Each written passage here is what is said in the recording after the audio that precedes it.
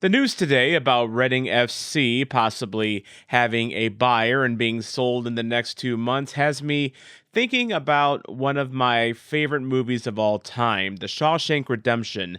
It stars Tim Robbins and Morgan Freeman as two prisoners in Shawshank Prison in Maine, and they both share differing views on the world, partly sculpted by their surroundings around them. Now, Morgan Freeman plays a character named Red who has been in prison for a very long time, and the two are having a conversation about hope, just the mere theory of hope. And Red, being the realist that he thinks he is, after decades upon decades in prison, tells Andy, quote, "Hope? Let me tell you something, my friend. Hope is a dangerous thing.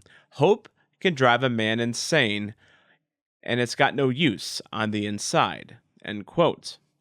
Now, Andy, being on the brighter side of life and being an eternal optimist despite his misfortune of being in prison for a murder that he didn't commit, responds, quote, "Red, hope is a good thing, maybe the best of things, and no good thing ever dies." End quote. And it had me thinking of the Reading FC situation today as news comes out that Dai Yongge, the embattled, embittered, and quite frankly reviled owner of Reading FC, has entered advanced talks with a unknown North American group over the sale of the club, the stadium, and Bearwood Park training ground. That's key. We'll get to that here in a little bit. But that quote from Shawshank Redemption is coming to light today because it's very easy, if you have followed the Reading situation for any length of time, if you're like me, a short period of time, if you're a Reading fan, a long time, to have some doubts and have some aspersions over the possibility of the sale of Reading FC and its assets to an outside group. After all, Dai Yongge was very much an outside group. China businessman takes over the club and turns out to be a shyster in the end. Well, Andy Dufresne is me today. I'm reminded that hope is a good thing, and anything good never dies. Reading has been around for over 100 years, one of the oldest clubs in England, lots of history behind it, dedicated fan base, Reading Royals everywhere. Reading FC, its stadium, and its training ground have enticed a North American buyer overseas to invest in this historic club and to keep the whole idea of Reading FC alive. Now, in the end, Andy Dufresne's theory is proven right. I won't spoil anything for you in case you haven't watched the movie. And it's because of Andy Dufresne that I'm choosing to remain optimistic about this. Now, again, I'm over here in America. I'm, an ocean away from Reading FC. I've not lived in the shoes of Reading FC fans very long. I did a video on Reading, a little over a week ago, and I've met a lot of you. A lot of you commented. We've chatted about this situation. You've offered me your perspectives on it. A lot of you are like Red from Shawshank Redemption, and that's okay because you have been in this situation for a long time. You have been within the confines of your own stone walls for a long time. The stone walls created by Dai Yongge. Dai Yongge is your Shawshank prison. And it's totally understandable for you to be skeptical and to have doubts over this possible sale. I get it 100%. But from the outside point of view, the fact that there is a buyer ready to buy your club tells me that Reading FC is a good thing, and no good thing ever dies. Now, according to the Telegraph, it is a possibility that this club is sold before the end of May. Dai Yongge has agreed to broad terms of a deal with this unknown party. And this also comes with a caveat that this party has apparently supplied the funding that Reading has needed to avoid sanctions and point deductions after the recent tax bill was settled on Friday. This happened after entering exclusivity negotiations.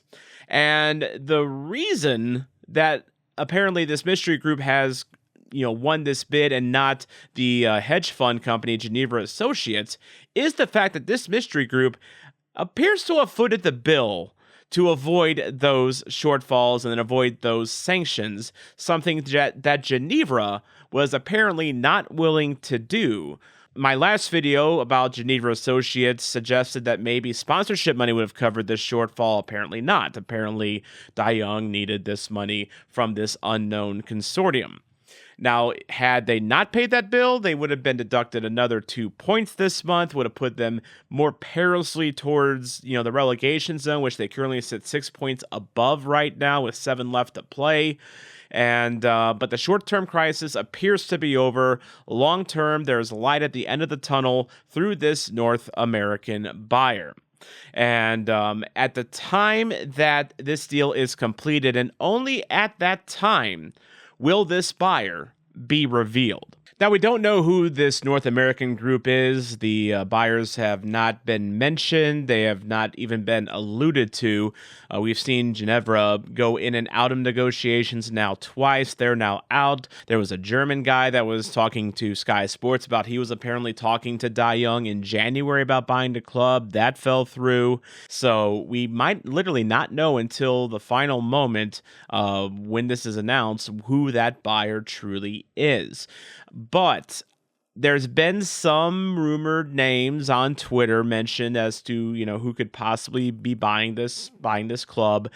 One of the interesting names that I've heard mentioned as a possibility is the Wilf family, Zygi Wilf, and he has a couple of brothers. They own the Minnesota Vikings in the NFL here in the States.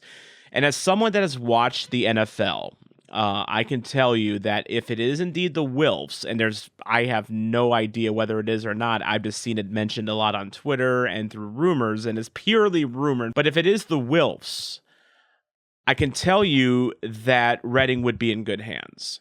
And I say this I have no vested interest in the Vikings.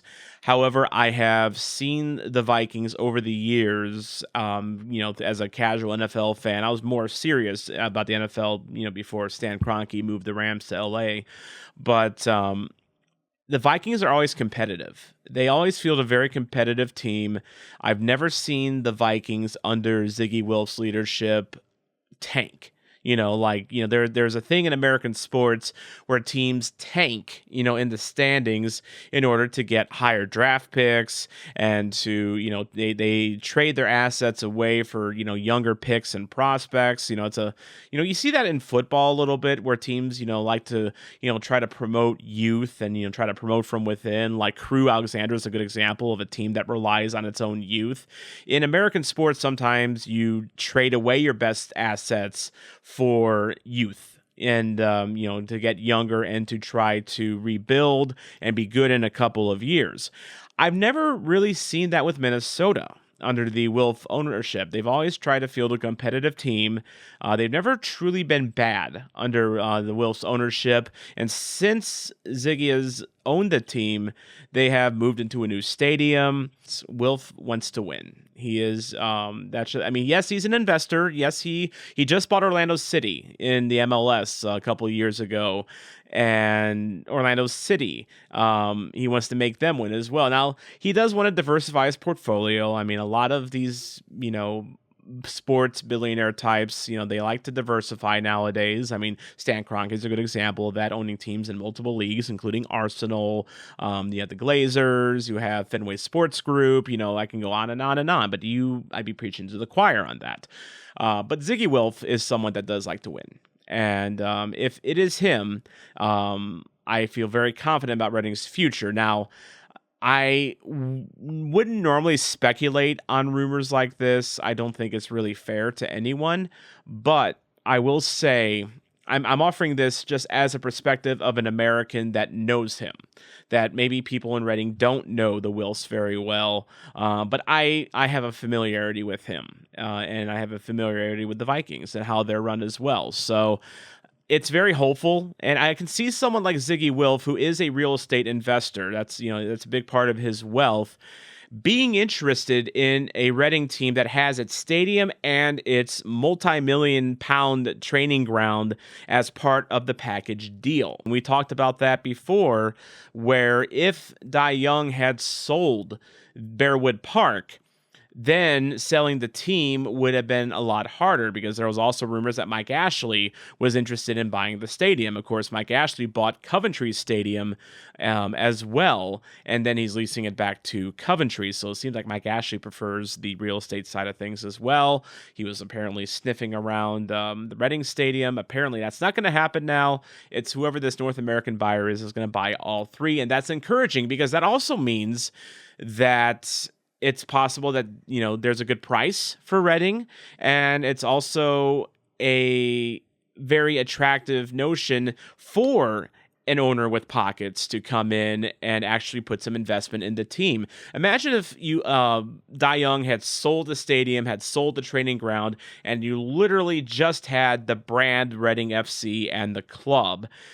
He doesn't get as much money for it, but maybe he attracts more buyers that have, shallower pockets.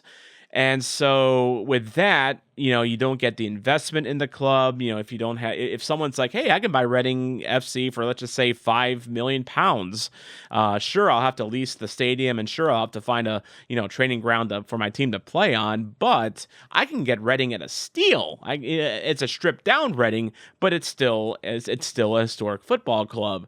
Does an owner like that pump the money into Reading? That's a team that's effectively homeless?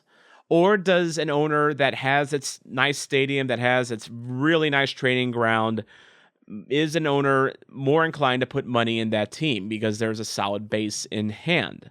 So again, I say to you, hope is a good thing. It's the best of all things, and no good thing ever truly dies. And I think in the case of Reading, that might be the case here. I think Reading is going to live on. It is going to avoid administration, and it also is going to serve as a cautionary tale for other teams that, hey, a team might be one bad owner away from falling, and hopefully this does foster some real change in the English football system to prevent more Dai Yongges from taking over clubs in the future.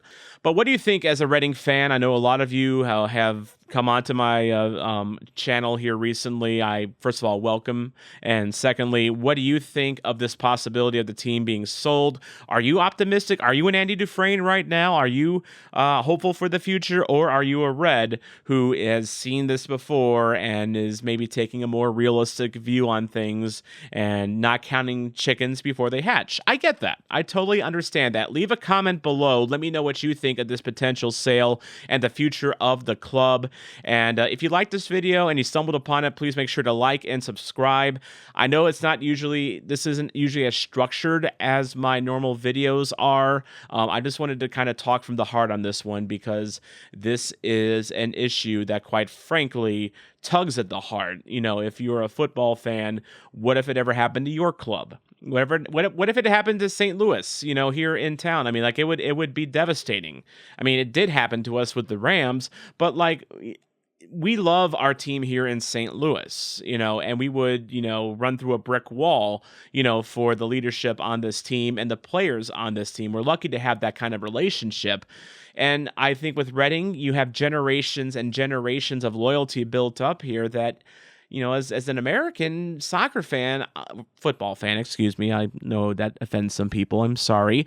I feel for you guys. That's why I'm covering this topic. And I really hope that these new owners, should the deal cross the finish line in May, end up being what you guys need in Reading, and hopefully brighter days are ahead. And also, one more thing before I go.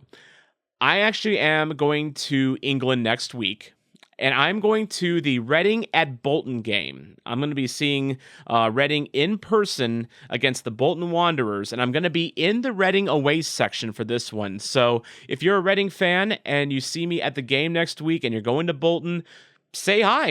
I would love to chat with you, have a pint with you, talk over some, Reading and the future of this club, what you think of these possible new owners.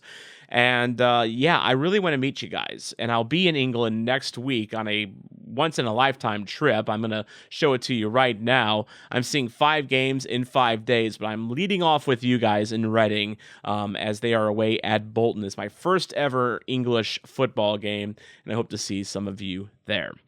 In the meantime, I'm your soccer zombie, Tom Franklin, and hopefully I'll see you next week.